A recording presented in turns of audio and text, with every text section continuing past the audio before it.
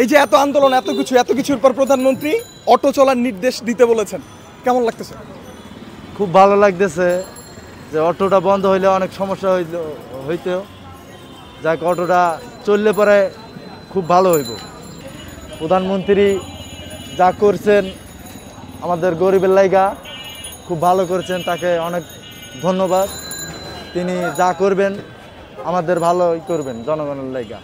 না, মোটামুটি ইনশাল্লাহ ভালো, রুজি করে খাতে পারতেছি। এখন বাড়াইলাম, এইমাত্র বাড়াইছি। আচ্ছা, কি এই কয়দিন কেমন গেছে? খুব দুঃখই গেছে, মানে ঠিক মতো খাইতে পারিনি, আবার ঘুমে ঘুমে দিনটা গেছে পুরা দিন। এখন কতটুকু খুশি, ভালো লাগতেছে? না, এমন একটু ভালো লাগতেছে আর কি, যে একটু বাড়াইলাম, শান্তি লাগতেছে আর কি। আমার যে একটা কর্ম, আমি যে অন্য আমার কর্মসংস্থান নাই বিধায় আমি এটা কাজ করে খাইতে পারতেছি, এই জন্য আমি খুশি। না আমি কি করে খাবো? আমাকে খাইতে তো হবে, পেট তো বাঁচাইতে হবে। প্রধানমন্ত্রী যে হুকুমটা দিল, আমি আল্লাহর দরবারে অশেষ শুকরিয়া আদায় করতেছি এবং তার জন্য দোয়া করতেছি। এখন কোনো সমস্যা হবে না। উপরে চালাইতে যদি আর একটু ভালো হইতো, আর একটু আমরা উপরে চালাইলে আমার লেগে ভালো হইতো। আমরা তো প্রতিদিন আমরা তো নিচে চালাই পয়সা পাই না। প্রধানমন্ত্রী যে আমাদেরকে যে অটো চালার পারমিশনটা দিল, এতে আমরা অনেক খুশি। এবং আমরা যে শারীরিক প্রতিবন্ধী তাদের জন্য অসংখ্য ধন্যবাদ, যে আমাদের এই সুযোগটা করে দেওয়ার জন্য।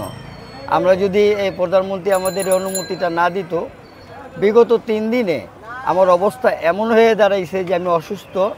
এই অবস্থা, আমার একটা ওষুধ কেনারও টাকা ছিল না। আমি আজকে দুপুরবেলাও খুব কষ্ট করে আমার খানা খাইতে হয়েছে। প্রধানমন্ত্রী আমাদেরকে এই অটো চালানোর পারমিশনটা দেওয়াতে আমরা অনেক খুশি এবং তাকে অসংখ্য ধন্যবাদ।